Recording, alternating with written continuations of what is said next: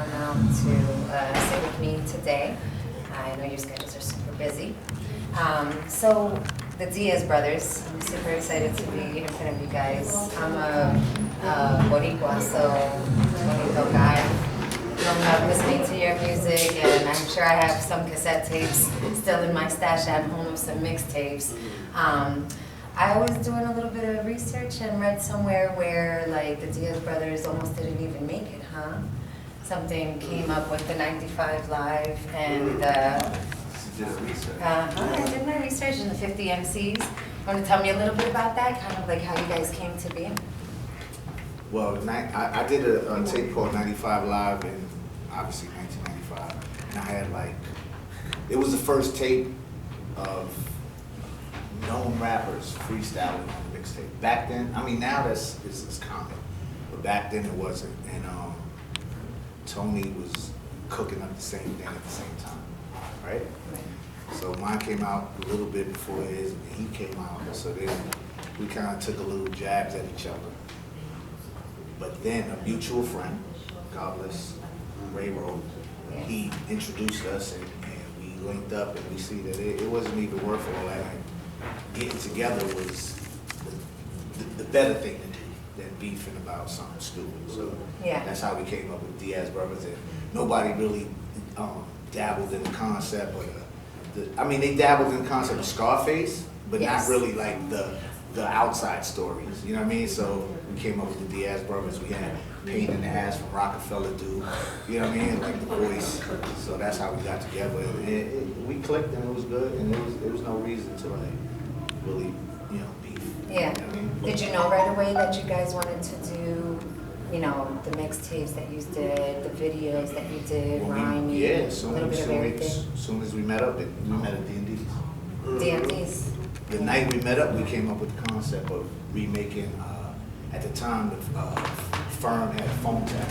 Okay, good one. AZ, Nas, so we took that concept, because we were known for that. We were known for like taking something that was hot and remixing it. This is, mind you, this is before everybody started doing it. So this was fresh to the ear. We took Phone Tap, we remixed it, and it you know, it went from there. Nice, nice. I was also looking at the fact that you had been doing, I guess, a residency, you can say a little bit, right, at Cielo in New York? Okay. And where did that come from for you, Tony? Because I see it's like home a lot, right? You've got a lot of people coming through that you've been working with. Yeah, Cielo is a great venue, man. I'm producing events there now, you know. We have the originals, we got Doka Tuesdays, you know, Funk Box Sundays, you know, boy, each party has its own machine, you know. One is house music, one is classic hip hop, the other one is, you know, DJ Collective, you know, and yeah, man, we're having a great run. You know, those are all, you know, the Tuesday and the Sunday are weekly parties, the originals is the monthly. Yeah. Got a lot of we're having a great run there, you know. How long have you been there now? Well, I've been at that venue for 2 years, but the parties have been running for 10 years. Wow. Weekly, yeah. That's really long time. It's a long time. Yeah. Feels good when you go there to Yeah, WAP is a regular. Yeah, I see. But he did it at other clubs, like Toka Tuesday started. Yeah, Sutra. We've moved from different venues over the years. But the party remained the same. I mean, like, nice vibe, people want to dance. There ain't a lot of the phone selfies. Yeah, they're in the moment, which you lose a lot of nowadays. It's a music lover, you know? The music lovers that go there. Now, doo-wop, with all the traveling that you do, Tennessee, I see you, you know, North Carolina, everywhere. How important is it for you that, you know, the people know what to expect when you come here? Like, what would you say the people are expecting when you come there? Do you still, you know, do you stick to old school, new school? It's pretty dope that you said Tennessee, because that was my first time there. I traveled we both traveled since like 91. Like, we started hitting states and out of the country, like probably 91, but I went to Nashville last week for the first time. And I saw the crowd, and I'm like, I asked the promoter, I was like, you want me to just do old school? Because I seen younger people. And he was like, yo, you can do whatever. I played everything from P-Rock, CL Smooth, all the way to like Migos shit. Like, it didn't matter. So that's pretty dope. You gotta feel out the crowd. Yes. We love doing the old school shit, but you gotta feel out the crowd. Yeah, that's what being a good DJ is, I'm guessing. It's probably kept you guys so relevant, like you have been. Yeah. And I'm curious, doo-wop, where did that come from? What? Doo-wop. It's not an interesting story at all. Not really? I was doing my research and I could not find that. I had a bunch of corny names, and one day I asked my friend, I was like, yo, I need a cool name. And we were driving down the West Side Highway, and it was like a doo-wop diner. And he was like, doo-wop. There's nothing interesting at all. Wow. But that's how it came. Yeah. Yeah, there's no deep meaning behind it. I'm not gonna make up something. Yeah, but that was. Have you thought about making something up just to be a little? That was my boy though, so I always took his word. You know what I mean? His gold. Like he helped me with a lot of stuff. So when he said that, I ran with it. Yeah. When you guys started at first, obviously, you know, I remember back then, really you guys were the outlet for the new music. You know, the artist was looking for the DJ that was popping to give him his track or his new, you know, single so that you could put it on, you know, in the clubs that you were playing. Nowadays, with there being so many music outlets, you know, how has that changed for you guys? How you approach getting your hands on new music, or? The mixtapes really don't exist like for that purpose anymore, because it's like you said, it's a lot of streaming, the internet. So we don't really. I mean, people, you know, when people see us, they want to be, yo, what's a new mixtape? But it doesn't serve that purpose anymore, because everything that drops, something that drops new, it's on the internet the next day. Yeah. So we did it. We've been there, and it's just a whole different ballgame right now. There's nothing wrong with it, but it's just a whole different ballgame.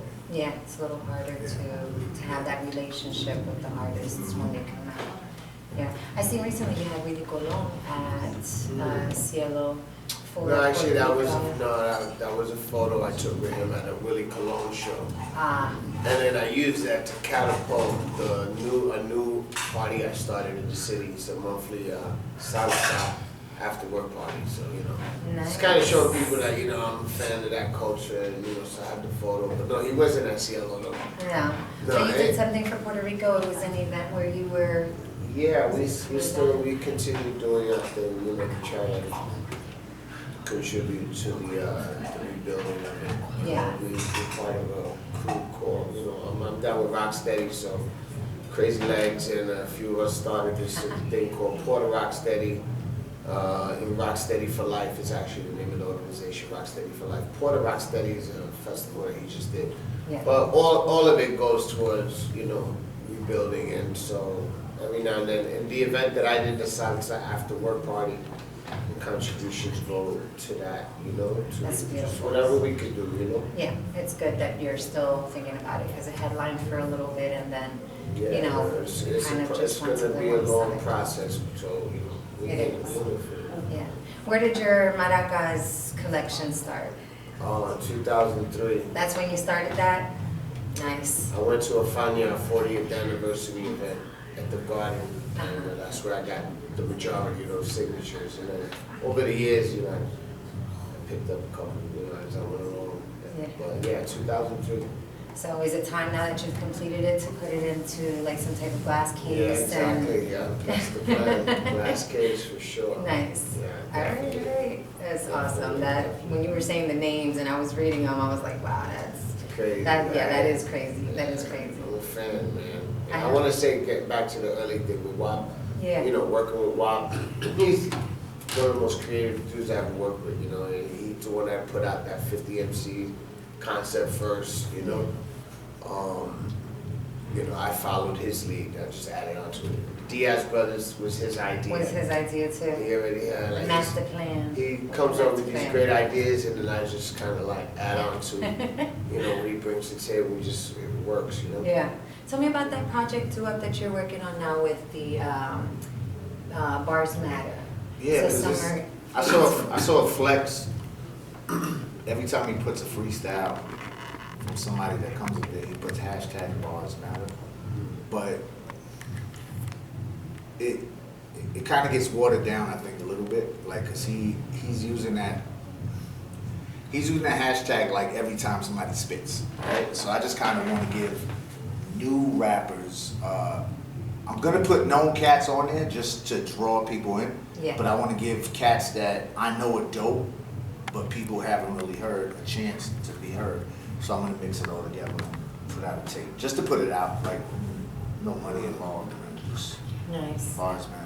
Yeah. I'm looking forward to that. That's Thank gonna be something nice. And then you guys did flash drives where you kind of did a collaboration of, compilation, I should say. All of our stuff from all the way back until now. That's crazy. We remaster it and put it on the flash drive. Yeah, I gotta get my hands on something. For real. Because the tapes, after a while, they get damaged. I got them all in crates downstairs. I gotta go through them, and who has a tape player anymore, right? Sure. Yeah, it's all digitized now. Exactly. I still have a couple CDs, and my kids think I'm crazy for driving around with them. Yeah, exactly. Exactly. So, do you mind if I ask a little bit about management and, how a DJ, at what point did your career go from just DJing to like actually, going out and producing and making a business out of it? Because, you guys made it okay for people to leave their 9 to 5 and really pursue. Well, you just have to just stay on top of your game, It's like, the industry's constantly changing, technology, you just gotta keep up with all of the above. What would you say your first break was? Like when you were like, all right, this is...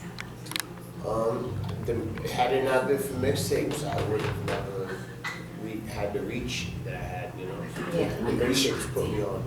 We struck at a good time. Yeah. We were lucky enough to strike at a good time because mixtapes were being sought after, like in 91, 92, even 93, like it wasn't as accessible as it is now. So, you know what I mean? Like it was a handful of people. It was Ron G, SNS, Doo-Wop, Tony Touch, Triple C, Craig G, Capri. That was it. That's where you had to go. You went to certain stores and that's all you would see in the case. Yeah. And it didn't require a playlist. It didn't require a cover, a sexy cover with a okay, track one, the track. It didn't matter. If you liked Tony Touch shit, you would just be, oh, that's a new Tony Touch. Let me get that $20. Like that's how it was. So now it's different. It's like a cover would sell the CD, the mixtape, opposed to the quality and what's behind it. So we were lucky enough to be in the grind at the right time. You know what I mean? Pretty much. That's it. That's Timing. true. It's timing. Timing is everything. That's right. Keeping the hustle, but then knowing when the right time is to strike. That's awesome. That's good to know. So just one last question. I know that there's a documentary that's going to be kind of going more in depth about the mixtape era and kind of like who all played a role in it. How has that experience been? Because I'm sure that's taken you down memory lane. Yeah. You're reminiscing a lot. You're probably coming around. Although, being at CLO, you still see a lot of, the folks from back then, Craig G and everybody else. What has that been like with that documentary? We're still in the early stages, but it's coming along great, Yeah. And but yeah, it's definitely in its early stages, but it's gonna be a good thing, We got a story to tell. Yes. And it'll be good for the newer generation, I feel like, To too. know about Know about it. how much of an impact, what we did back then, Yes. what it did for today's, I don't want to discredit the DJs, but nowadays they just roll up with a laptop and they're ready to go. So, they don't understand the culture and like how you had to show up with your crew to carry your crates and set up the homework. It's a bunch of time for No doubt. that. Well, I'm gonna let you guys get to the stage. I know the crowd is getting crazy out there waiting for you guys to perform. I've got some good shoes on so I can dance. I'm super excited to hear you guys on the 1 and 2s tonight, that's for sure. Thank you so much for taking the time out for me, Tony Touch. I appreciate it. Thank you so much.